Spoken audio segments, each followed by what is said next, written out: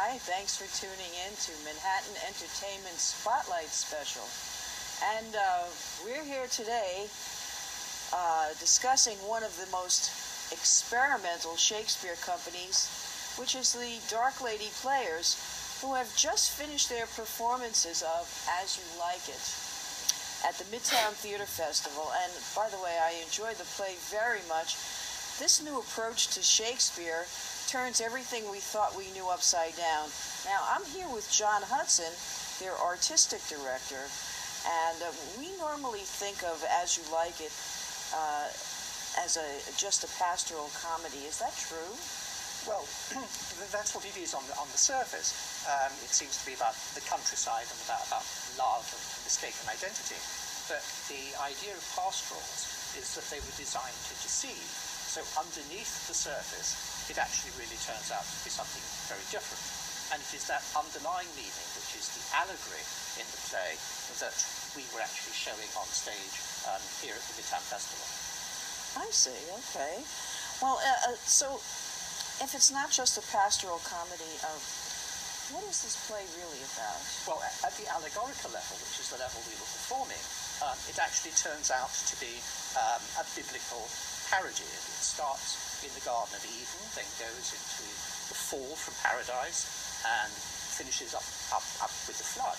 So it's a biblical allegory. A biblical allegory. Okay.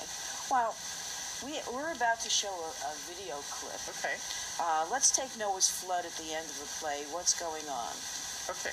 Well, at the end of the play, Celia and Rosalind return from heaven. And there are supposed to be all these dances and marriages, and they keep not happening. They keep being interrupted. And so why don't they happen? Well, someone says, look, there are two strange animals, Touchstone and Audrey, and they're coming to the ark to be sure another flood is coming. And in our production, that is exactly what happens at the end of the play. And you see Touchstone and Audrey disappearing into the ark, and you see the flood coming to wipe away the corrupted world. And that is what you actually see in this extract in the video footage, which we have here from a rehearsal. Okay, can we show this first clip now?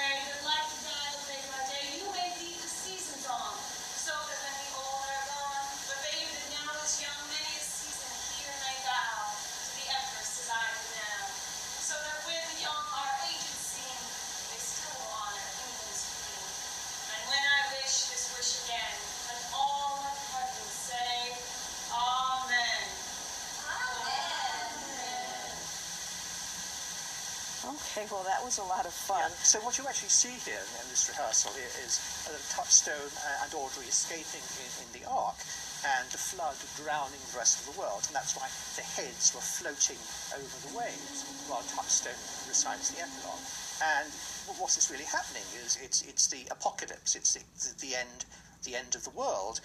And Celia and Rosalind have returned for the Day of Judgment, but instead of that, what happens is they're being drowned in the flood. But it's not just the flood, it's even funnier. It's a giant toilet joke. Okay.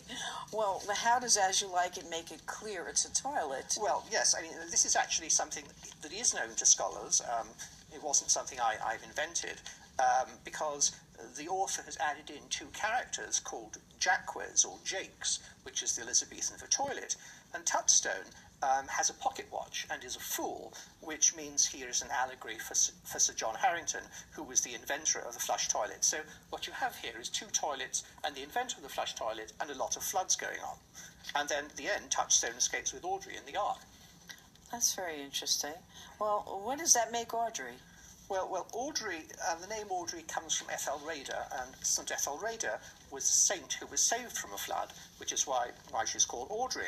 And she's a goat herd, and she's been added into this play together with her goats. So what happens is that Audrey and the goats escape in the ark, and the goats were a medieval allegory for Jews. So in this play, the Jews are escaping in the ark, and it's the sheep and Corin and the Christians who are drowning. So it's the opposite of the way that it normally would be.